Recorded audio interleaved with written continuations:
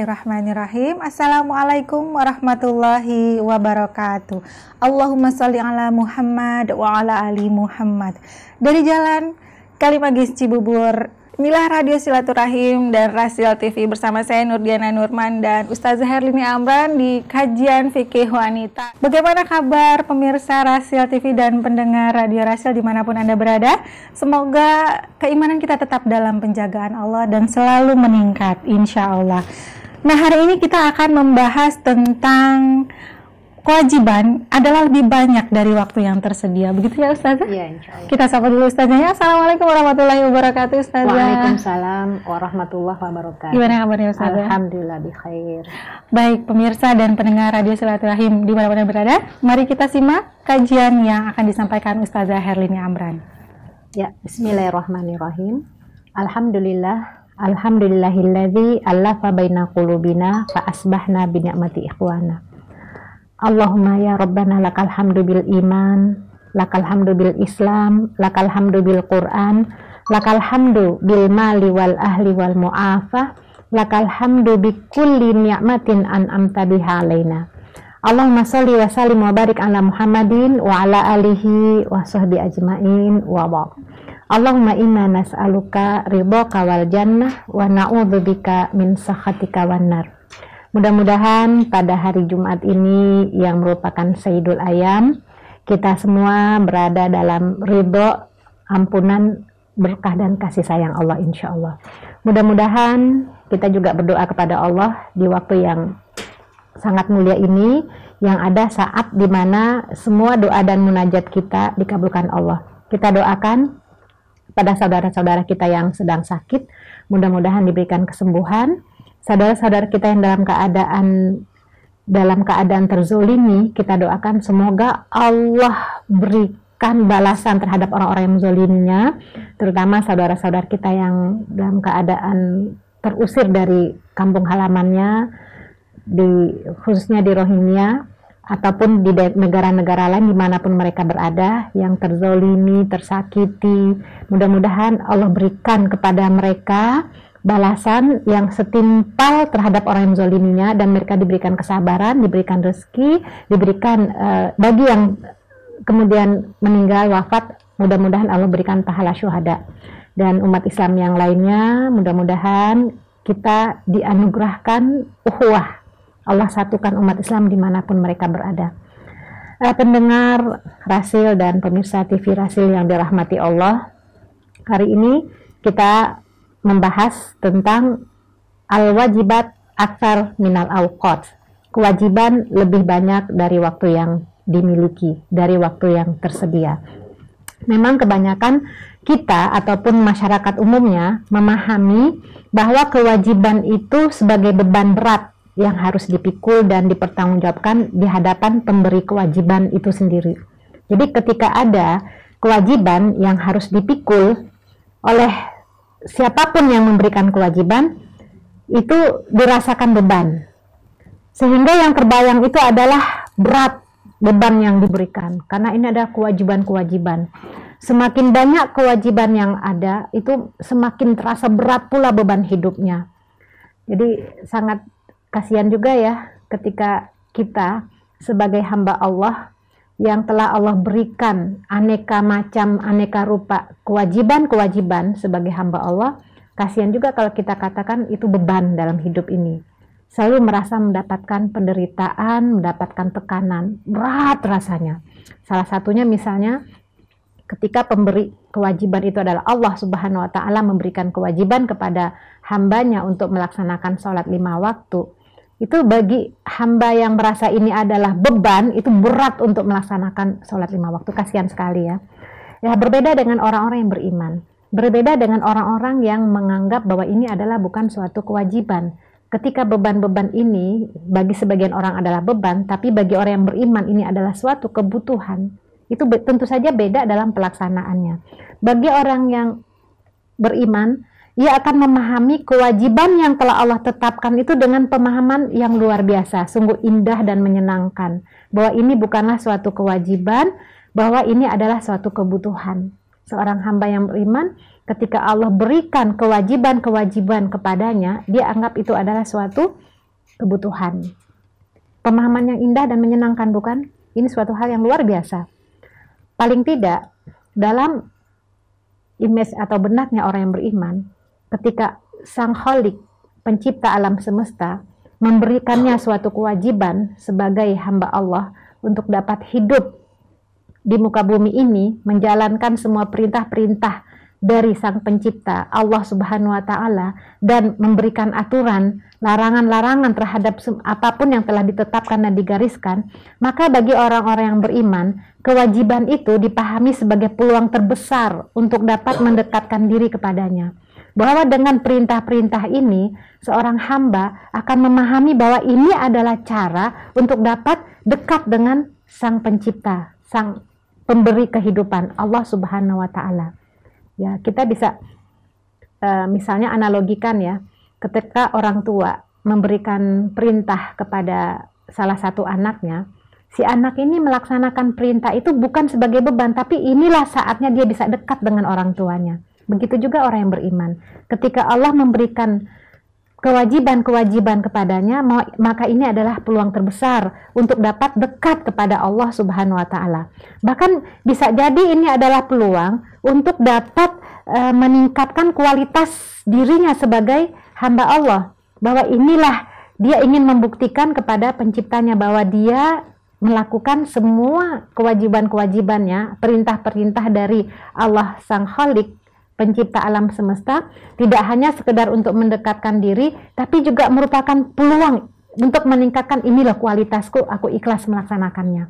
Tidak sekedar beban, kemudian dilakukan asal-asalan, sekedar pemenuhan kewajiban, pelepas kewajiban, selesai sudah. Tentu tidak memiliki kualitas dalam melaksanakan kewajiban-kewajiban tersebut. Bahkan lebih jauh lagi, ketika seorang beriman melaksanakan kewajiban-kewajiban yang telah Allah perintahkan kepadanya, yang dia lakukan tidak hanya sebagai beban tapi sebagai sebuah kebutuhan, ini akan subhanallah akan memperoleh cinta Allah, cinta yang memang manusia berharap bagaimana Allah bisa mencintainya, yang dengan cinta itu tentu saja akan membuat dirinya lebih merasa dekat dengan Allah. Dan tentu saja kewajiban itu bukan lagi menjadi beban, tapi suatu kebutuhan, suatu yang ingin dilakukan terus. Dan tentu saja semuanya ini dapat menjauhkan dirinya dari tarikan dunia, dan tentu saja fokus diri pada dia memfokuskan dirinya untuk orientasinya adalah orientasi untuk mencari ridho Allah. Nah, dalam hal ini kita dapat merenungkan hadis Qudsi yang diriwayatkan oleh Imam Bukhari. Dalam hadis Qudsi ini Allah berfirman, barang siapa yang memusuhi kekasihku, maka aku menyatakan perang kepadanya. Dan tidak ada amal ibadah yang dilakukan hambaku untuk mendekatkan diri kepadaku lebih aku cintai daripada kewajiban yang telah aku tetapkan atasnya. Dan hambaku akan terus mendekatkan diri kepadaku dengan ibadah-ibadah sunnah sehingga aku mencintainya. Maka ketika aku telah mencintainya, aku menjadi pendengaran yang dia gunakan untuk mendengar, mata yang dipergunakan untuk melihat, tangan yang dipergunakan untuk memegang, kaki yang dipergunakan untuk berjalan. Jika ia meminta kepadaku, pasti akan aku berikan. Dan jika ia meminta perlindungan kepadaku, pasti akan aku lindungi. Subhanallah. Inilah seorang hamba yang melaksanakan perintah dan kewajiban yang Allah tentukan kepada hambanya itu tidak dianggap sebagai beban, tapi adalah suatu kebutuhan. Nah, jadi dari sini ketika kita berbicara al-wajibat aktsar minal awqat, kewajiban itu lebih banyak daripada waktu yang dimiliki, daripada waktu yang tersedia. Di sini ada 2 poin yang akan kita bahas. Pertama, poin tentang kewajiban, dan yang kedua adalah tentang waktu. Nah, kadar kewajiban ya, artinya di sini Allah telah mendistribusikan kewajiban bagi manusia itu sesuai dengan kapasitas dan kemampuan setiap orang. Dan mustahil dan tidak mungkin Allah memberikan kewajiban kepada hamba-hambanya yang tidak bisa dia pikul. Artinya Allah telah tentukan kadarnya. La yukallifullahu nafsan illa wus'aha. Allah tidak membebankan kewajiban kecuali sesuai dengan kemampuan manusia itu sendiri. Jadi itu Allah Maha Tahu dan Allah Alim. Allah Maha mengetahui. Tentu saja Allah paham dan Allah mengetahui bahwa ketika ada ujian, musibah atau cobaan yang menimpa hambanya, itu pasti dia sanggup untuk memikulnya. Ketika Allah berikan ujian, kewajiban-kewajiban dalam syariat, baik berupa perintah atau larangan, itu pasti manusia bisa sanggup untuk memikulnya. Kita contohkan misalnya ya, kewajiban guru itu tentu berbeda dengan kewajiban murid. Ya nggak sama guru dengan murid kan? Begitu juga kewajiban seorang imam berbeda dengan kewajiban seorang makmum. Oleh karena itu dalam Islam, seorang imam tuh nggak bisa langsung siapapun boleh jadi imam. Itu ada kriteria dan syarat-syaratnya. Ya, syarat-syarat imam itu pertama dan utama adalah paham Al-Quran, hafal Quran, dia ngerti Al-Quran. Jadi artinya ketika dia paham sesuai dengan syaratnya, itu tentu beda dengan kewajiban makmum.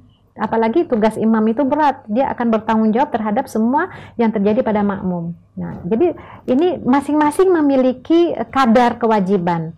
Orang tua tentu saja tanggung jawab atau kewajibannya itu berbeda dengan anaknya. Begitu juga sebaliknya, masing-masing memiliki kewajiban yang telah Allah berikan sesuai dengan kapasitasnya, sesuai dengan kemampuannya, sesuai dengan porsinya. Nah, ini yang kita pahami, kadar kewajiban itu sesuai dengan kemampuan seseorang, dan tidak mungkin Allah memberikan kewajiban itu di luar batas kemampuan orang tersebut.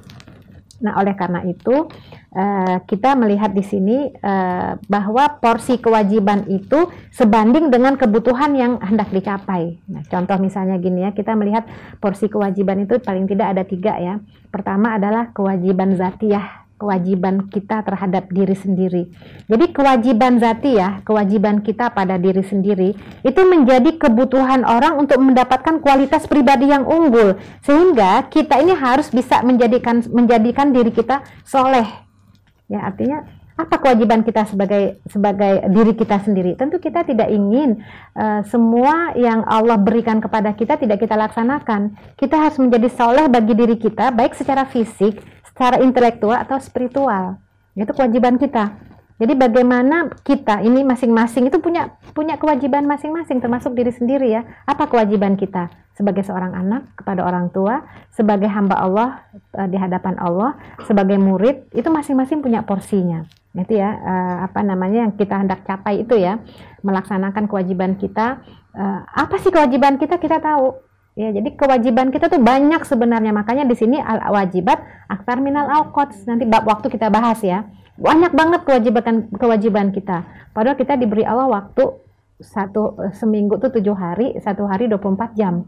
Rasanya masih banyak waktu yang belum kita manfaatkan ya, kita isi. Padahal kewajiban tuh banyak sekali sebagai hamba-hamba Allah. Kewajiban zatiyah, kewajiban kita terhadap diri sendiri, bagaimana kita ini bisa mensolehkan diri kita secara fisik, intelektual, ataupun secara spiritual.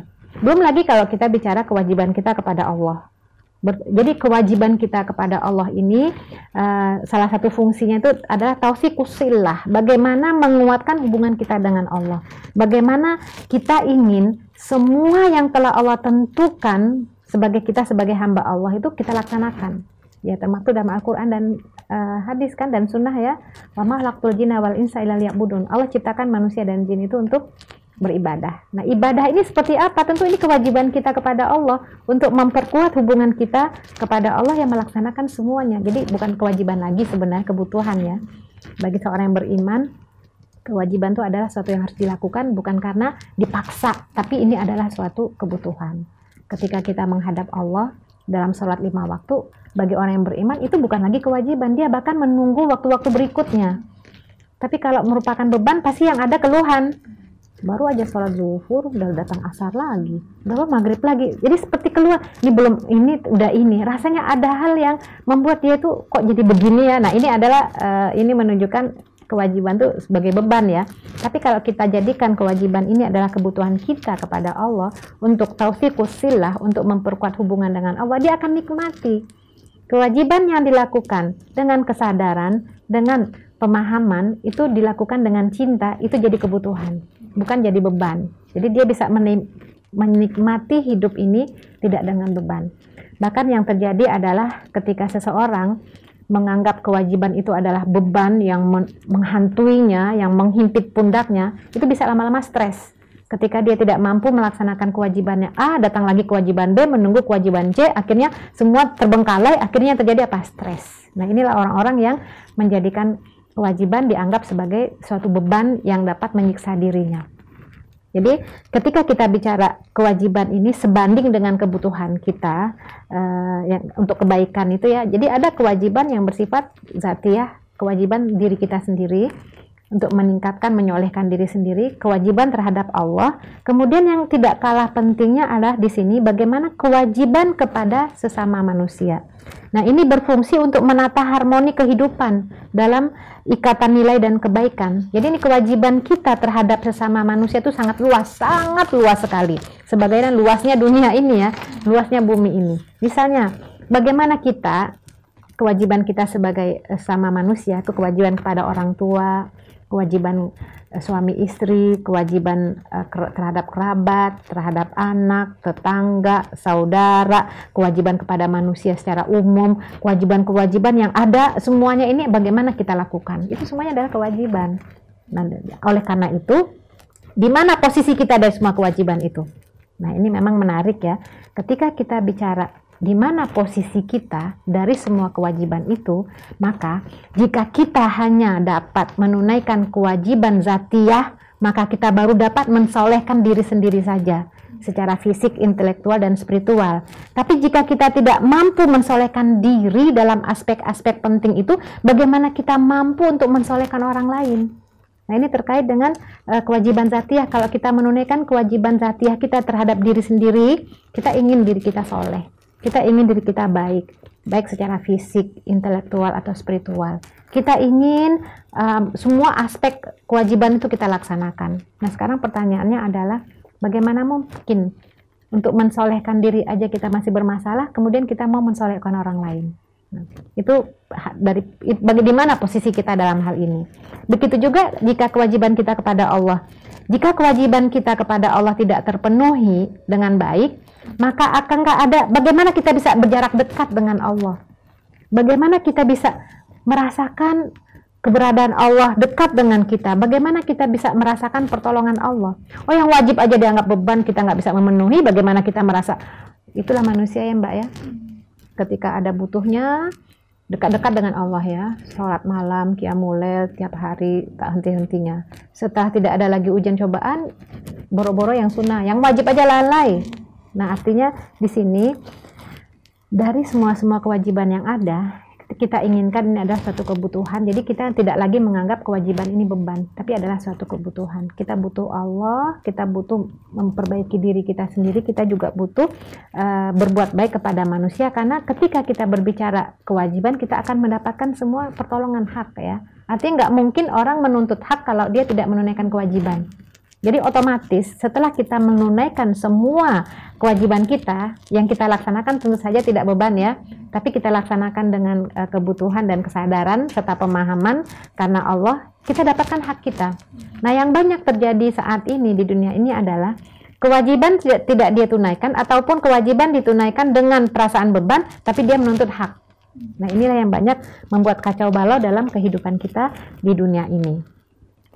Nah, jadi jika kewajiban kepada manusia, sesama manusia, dalam berbagai statusnya tidak dapat dilaksanakan dengan baik, seorang anak tidak dapat menunaikan kewajibannya kepada orang tua tidak bisa menunaikan kewajibannya terhadap anak, atau suami dan istri, tetangga, dan seterusnya, bagaimana kita bisa mendapatkan simpati dan bagaimana kita bisa mendapatkan impact dari perbuatan terhadap mereka kepada kita?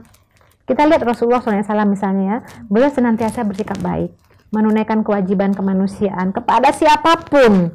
Itu saja masih ada perlakuan yang tidak menyenangkan. Apalagi bagi orang yang tidak sama sekali menunaikan kebaikan-kebaikan.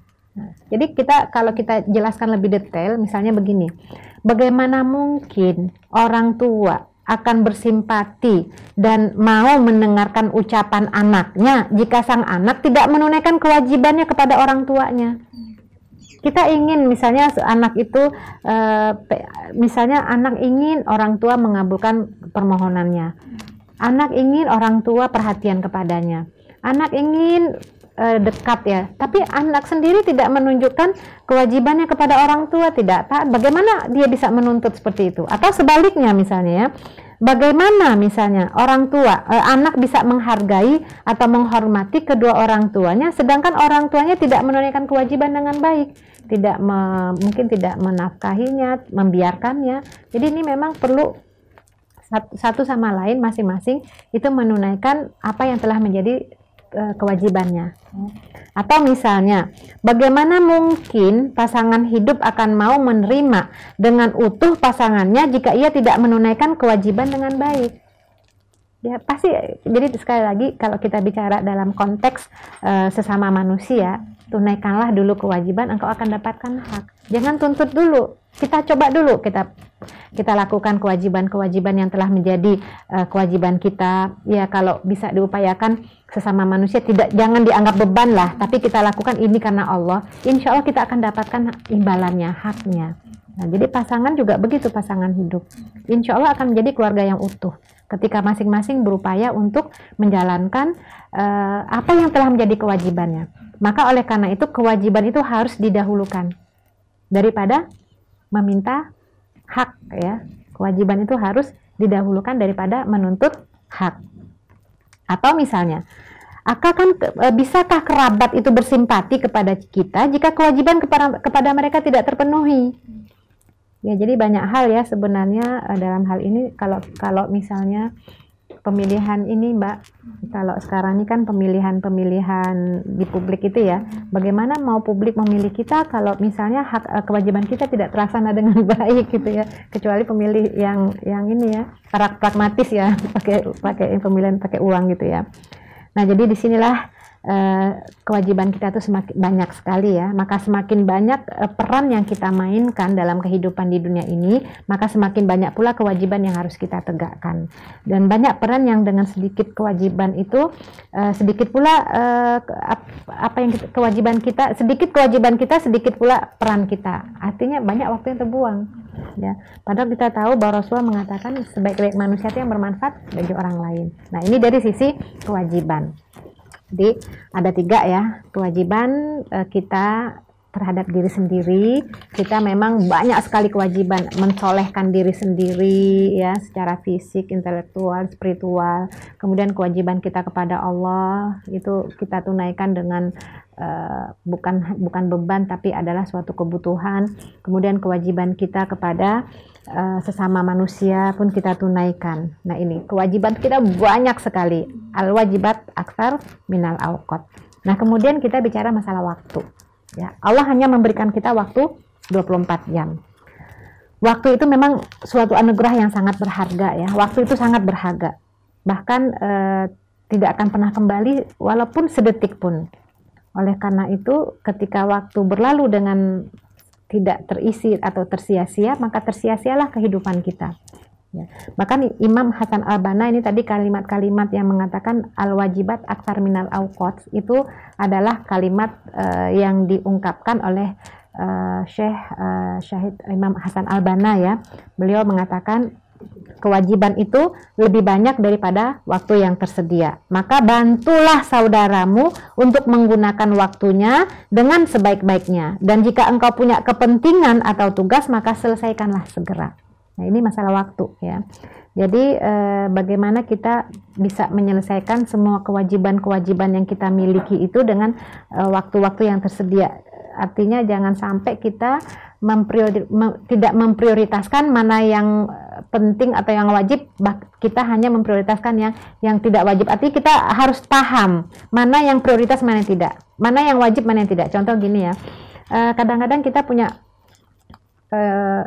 contohnya dalam ibadah kepada ini ya, bagaimana pentingnya kita melaksanakan kewajiban kita kepada orang tua. Nah seorang anak misalnya ketika dia sholat sunnah, itu sholat sunnah ya, bukan wajib.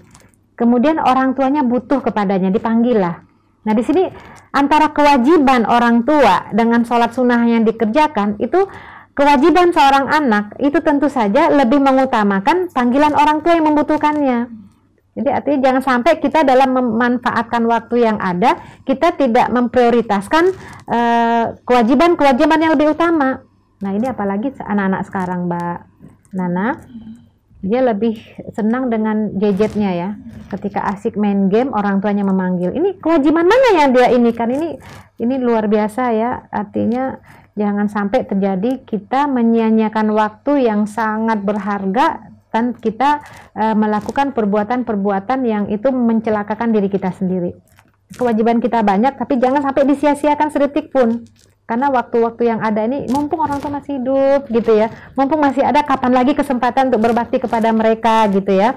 Nah jadi ini kitalah yang paham untuk pemanfaatan waktu tersebut. Kewajiban itu lebih banyak daripada waktu yang tersedia. Oleh karena itu jangan pernah menunda kewajiban kita, jangan pernah menangguhkan perbuatan-perbuatan yang harus kita bisa selesaikan. Mana yang prioritas pekerjaan itu kita utamakan, mana yang tidak kita kesampingkan. Ini kadang-kadang kita banyaknya mau rehat-rehat saja ya.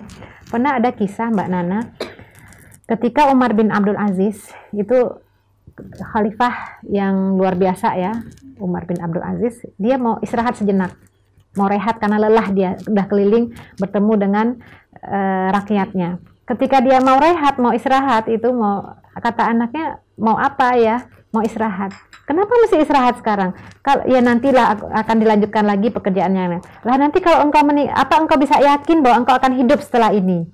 Umar tertegun ya, Umar bin Abdul Aziz ya, betapa anaknya mengingatkan dirinya untuk tidak menghabiskan waktu dengan hal-hal yang sebenarnya masih banyak pekerjaan-pekerjaan yang wajib lainnya yang tertunda. Nah, oleh karena itulah kalau kita lihat ada buku namanya Fikih Aulawiyat yang ditulis oleh Dr. Yusuf Qaradawi, itu menjelaskan bagaimana dalam buku itu ada skala prioritas yang harus kita kerjakan dengan waktu yang tersedia tidak banyak. Artinya kaum muslimin itu harus memilih pekerjaan yang dianggap paling prioritas daripada yang tidak prioritas. Jadi manfaatkan waktu, itu luar biasa buku itu ya. Artinya kita sampai kita tuh tahu mana yang prioritas, mana yang enggak. Selama ini kan kita banyak yang tidak prioritas. Akhirnya waktu tersia-sia dengan begitu saja kan. Karena kita tahu bahwa waktu yang berlalu itu adalah sejarah kita. Sejarah kita masa depan. Artinya kita ingin sejarah kita baik atau tidaknya tergantung dari pemanfaatan waktu yang kita lakukan saat ini. Nah, jadi contohnya gini deh. Biasanya yang pelajar itu ya, ketika belajar, ketika membaca atau kajian ya atau apapun ya kita baca tuh, kita kan suka berleha-leha ya. Suka tidak, apalagi anak-anak mahasiswa, anak-anak yang masih itu ya, ntar aja ujiannya, nanti aja lah belajar apanya ntar. Jadi waktu yang ada dipakai untuk hal-hal yang tidak bermanfaat. Nah, pada saat ujian udah kelabakan. Nah, inilah yang kita inginkan, skala prioritas dalam mengisi hari-hari kita, waktu-waktu kita dengan hal yang bermanfaat. Jadi oleh karena itu al-wajibat aksar minal awqat. Kewajiban kita lebih banyak dari waktu yang kita miliki. Maka sangat pandai memilih waktu, mengisi waktu. Mudah-mudahan semua kewajiban kita bisa tertunaikan dengan baik. Insyaallah pendengar setia Radio Rasil, juga Rasil TV dimanapun Anda berada, menarik sekali ya pembahasan bahwa kewajiban itu lebih banyak dari waktu yang kita punyai. Nah, sudahkah kita menyusun prioritas kewajiban yang harus kita tunaikan dalam rentang waktu yang sedikit ini? Baik, kita akan lanjutkan setelah jeda yang berikut ini.